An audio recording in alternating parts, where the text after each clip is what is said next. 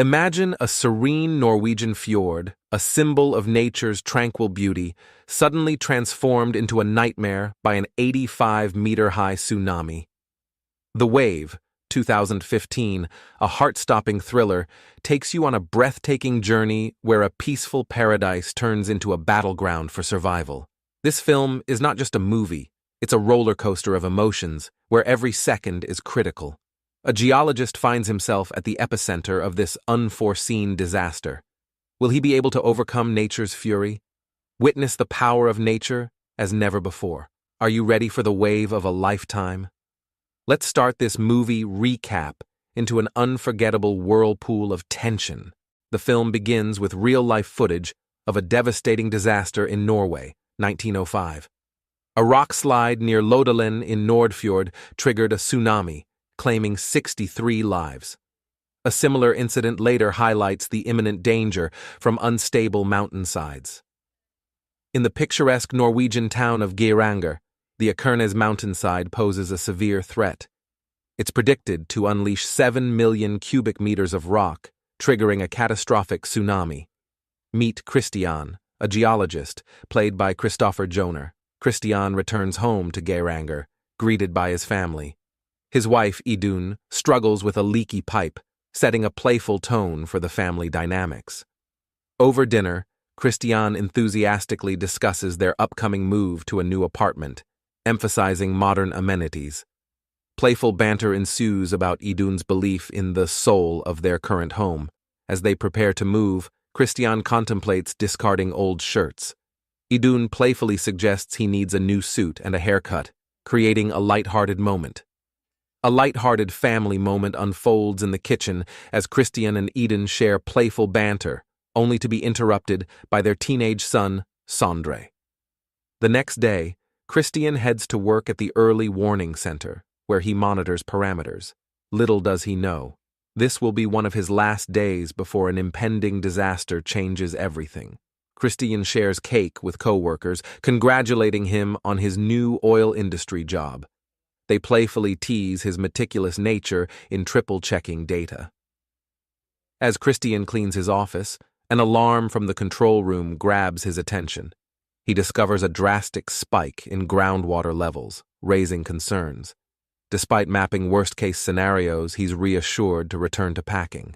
At home, Christian discusses unusual groundwater changes with his wife Idun. She dismisses his worries, emphasizing their move's finality. Christian's concern lingers as they continue packing. Outside, Christian comforts his son Sondre, who is upset about leaving their beautiful and safe home. Sondre questions the stability of their future, leaving Christian to contemplate the impact of his career change on his children. As they finish packing, neighbors greet the family, discussing the impending move. Christian, troubled by a sense of foreboding, can't shake the feeling that something is wrong. On the way to the ferry, Christian observes the mountain and notices strange water dripping. A Jenga game on Sondre's phone becomes symbolic as pieces topple. Feeling an urgency, Christian abruptly returns to his office. Idun, on her bike to work, is chided for being late by her friend Vibeke. They check in guests at Hotel Geiranger while discussing Idun's family already on the ferry. In a tense moment, Christian interrupts his colleagues, revealing something urgent. The stage is set for a dramatic turning point as the impending disaster takes center stage. The town's fate teeters on the edge as severed sensors and shifting rock layers ominously signal an impending rock slide and tsunami, compelling them to leap into action against the looming natural catastrophe. Soaring above the rugged landscape in a chopper, Christian and his colleague, donning climbing gear, embark on a hazardous mission to the Eagle's Nest control station nestled high in the mountains, their helmet cameras capturing every heart-stopping step and precarious shift of the terrain, bringing the viewer into the thick of their perilous journey to inspect the critical sensors. Meanwhile, at the hotel, Idun, Christian's wife, receives a concerning call from Sondre, their son. She learns they are still in town, heightening the sense of impending doom. Back at the mountain, Christian and his teammate are rappelling down the crevice. they discover severed wires at the sensors, a sign that something catastrophic is brewing. The scene cuts to the control room, where Christian's revelation about the cut wires creates a stir among his colleagues. Christian urgently illustrates the disaster that awaits if the mountainside collapses, a colossal wave that could obliterate the town in minutes. But his warnings clash with the concerns about tourism and panic, leading to a tense exchange with his colleague Arvid. The team agrees to a yellow alert, increasing surveillance but not alerting the town. This decision weighs heavily on Christian, who finds himself torn between professional duty and the urge to protect his family. The storyline turns emotionally significant to a personal level as Christian returns to the hotel only to find his kids missing. He discovers they've left a note about their impatience and frustration, a stark reminder of the balance between his career and family responsibilities. Christian's reunion with his family at the hotel is fraught with tension. Idun's frustration is palpable as she scolds him for neglecting their children. The family's internal conflict mirrors the looming external threat. The scene transitions to a quieter, more introspective moment. Idun and Christian discuss their next steps. Julia, yearning for a final night in their home, chooses to leave with Christian, while Idun and Sondre stay at the hotel, setting the stage for the family's separation as the disaster unfolds. Christian and his daughter Julia are in the car, discussing the potential of a divorce between Christian and his wife, Idun. Christian, trying to ease Julia's concerns, chuckles and reassures her that it's just a small fight, and they'll get over it. Julia, reflecting wisdom beyond her years, succinctly sums it up as, "That's life," to which Christian agrees. The scene shifts to Idun at the hotel, showing her son, Sondre, his room. She playfully warns him about the minibar and adult channels, much to his embarrassment. Back at the house, Christian finds an old mattress for Julia and a chair for himself. As he tucks Julia in, they share a moment appreciating the soul of their home, contrasting with the hotel's impersonal environment. In the quiet of the kitchen, Christian reflects over a drink, watching over his sleeping daughter. Meanwhile, Idun receives a text from Christian, an apology for his earlier actions, leading to a slight smile and a moment of forgiveness. Idun, concerned about Christian's fears, reviews the hotel's tsunami evacuation plans, highlighting her awareness of the looming danger. The focus moves to the Eagle's Nest, where Christian's colleagues Jacob and Arvid discuss Christian's future in the oil industry, hinting at his deep connection with the mountains.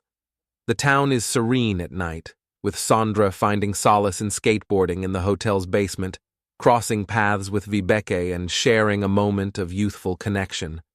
Back at the base, Georg, distracted by a movie, is jolted into action as he notices alarming shifts in the sensor readings, prompting him to alert Margot. Christian, awakened from his doze, senses something amiss, a premonition of the impending disaster. At the Eagle's Nest, Arvid is informed of the sensor's alarming readings. He skeptically orders a recalibration, but decides to investigate personally with Jacob, indicating the seriousness of the situation. On his porch, Christian gazes at the mountain, troubled. His call with Jacob confirms his worst fears. The crevice is contracting, and the team is on site to verify. As Arvid and Jacob inspect the crevice, a rockfall occurs, escalating the tension and danger. Christian, on the phone, realizes the gravity of the situation, his fears mounting as the potential disaster looms closer. Back at the base, the seismic activity spikes, alarms blaring, signaling imminent danger. The tension is palpable as readings go haywire. Amidst a flurry of migrating birds, Christian has an epiphany. He frantically retrieves his discarded papers, spreading them out on the kitchen floor, realizing the gravity of the situation. At the crevice, Jacob and Arvid confirm the dire readings. Jacob, taking a risk, unclips from his safety harness to check another sensor, heightening the suspense. Back at his house, Christian pores over the paperwork and deduces an impending avalanche. He calls the base in a panic, and they connect him to Arvid. As Arvid and Jacob attempt to escape the crevice, a rockfall traps Jacob. The crevice starts to close in, and the sensors escalate to code red. Christian urges Margot to sound the alarm, but she hesitates. Arvid takes command, ordering Margot to initiate red alert. The alarm blares across the town, signaling the imminent disaster. In a heart-wrenching moment, Arvid sacrifices himself to save Jacob, unclipping his line as the avalanche intensifies, plunging to his death. The relentless rock slide hits the water, forming a massive tsunami wave. The base begins a chilling countdown, 10 minutes until the wave hits Geiranger. The alarm sends the town into a frenzy. Idun springs into action outside the hotel, realizing the truth of her husband's warnings. As tremors shake the house, Christian clutches Julia, starting a personal countdown. He drives frantically, urging others to evacuate. At the hotel, Idun knocks on doors, warning guests. She coordinates with Vibeke, telling her to find the bus driver and alert everyone. Time is running out. Christian, in a desperate call with Idun, learns she and Sondre are at the hotel. He hesitates at a crossroads, torn between heading to the hotel and reaching higher ground. Realizing he must prioritize Julia's safety, Christian takes the mountain road. Idun, at the hotel, does everything she can to ensure everyone's evacuation. The monstrous wave continues its relentless path towards the town, leaving destruction in its wake. In the hotel lobby, Idun confronts a group of guests and the driver, urgently explaining the necessity to evacuate immediately to survive the incoming mega tsunami. Her stark warning prompts a frenzied rush to the bus, but Idun's maternal instinct kicks in as she realizes Sondre is missing. Back in the lobby, Vibeke assists with the evacuation, but expresses doubt about Idun's chances of finding Sondre in time. Meanwhile, Christian and Julia are trapped in a massive traffic jam. Christian's watch ticks down the minutes. They are dangerously low, only 47 meters above sea level. He makes a critical decision, instructing Julia and the other stranded people to run for higher ground. Back at the hotel, the evacuation is underway, but Idun is determined not to leave without Sondre. Maria, touched by Idun's earlier kindness, and her reluctant husband Philip join her in the search. On the hillside, Christian's watch shows they are still not high enough. In a desperate bid for survival, he helps Thomas's family escape their car, trapped by another vehicle. Anna, Thomas's wife, is injured, and Christian knows they can't outrun the wave. With mere seconds left and the wave almost upon them, Christian and Anna brace themselves in a car. They hold hands tightly as the wave crashes through, submerging them in a chaotic whirlpool of water and debris. The intensity peaks as they scream underwater, watching a large piece of debris hurtle towards them. Back at the hotel, Idun, along with Maria and Philip, frantically call out for Sondre. Hearing a noise, they discover the basement door, leading to a race against time as they try to find Sondre amidst the chaos. As they make their way back to the lobby, the bus departs without them. Idun, seeing the colossal wave about to hit, directs everyone to a bomb shelter she remembered from the evacuation plans.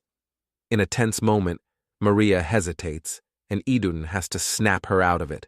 They barely make it inside the hotel as the wave engulfs it.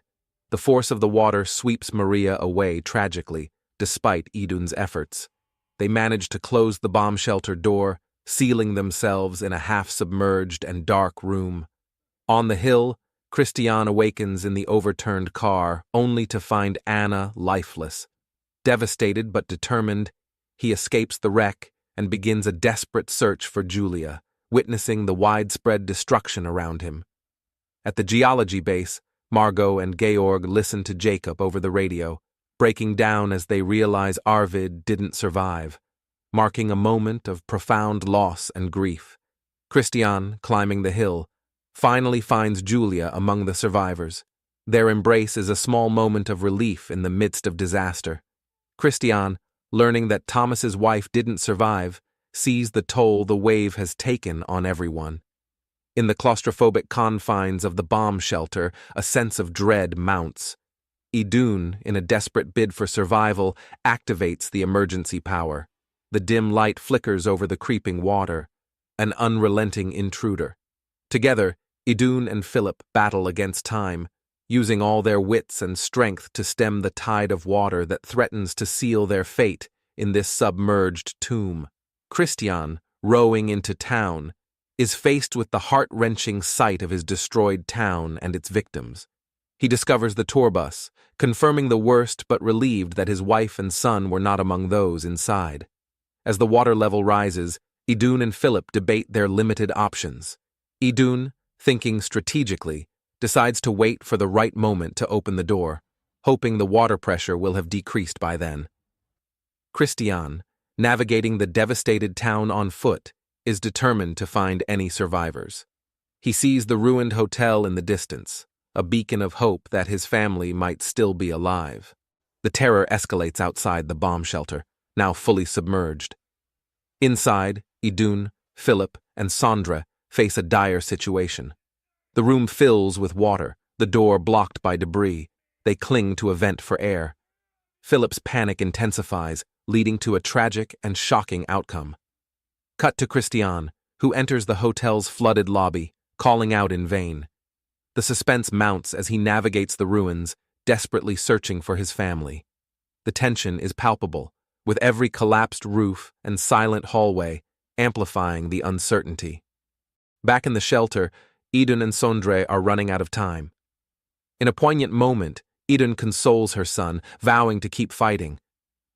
Meanwhile, Christian, engulfed in grief upon finding Sondre's bag, unleashes his anguish, unaware he's close to discovering the truth. The climax builds as Idun and Christian engage in a desperate call and response, each clang a beacon of hope. Christian's heroic dive underwater, battling debris to reach his family, is a heart-racing moment. The reunion scene, with Idun emerging first, is charged with emotion. Christian and Sondre attempt a perilous underwater escape. The tension is palpable as Sandra panics upon seeing Philip's body. Christian's fatherly instincts kick in as he rescues and revives his son, emphasizing the film's theme of family and survival against all odds. In a scene fraught with desperation, Idun dives underwater to save Christian. The intense sequence of CPR, filled with fear and hope, grips the audience. The relief is palpable when Christian finally breathes, reuniting with his family. This moment powerfully showcases the resilience of the human spirit. As the film draws to a close, we witness a poignant reunion on the hilltop. Julia, holding on to hope amidst despair, sees her family walking up the hill. The emotional impact of this scene is profound, symbolizing hope and new beginnings after a catastrophe. The wave ends with a sobering reminder of the ongoing threat posed by the Akerni's crevice. This stark reality check adds a layer of urgency and realism to the film, leaving the audience contemplating the unpredictable power of nature. Thank you for joining me on this intense journey through The Wave 2015. If you enjoyed this recap, don't forget to like, subscribe, and share your thoughts in the comments. Stay tuned for more cinematic explorations on our channel.